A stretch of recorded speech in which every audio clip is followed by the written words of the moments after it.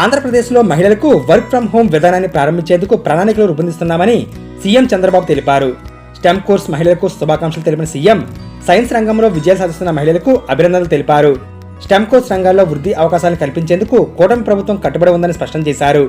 Covid అనంతర పరిణామాలు, అందుబాటులో ఉన్న సాంకేతికత వర్క్ ఫ్రం హోం ప్రాముఖ్యతను పెంచాయని గుర్తు చేశారు.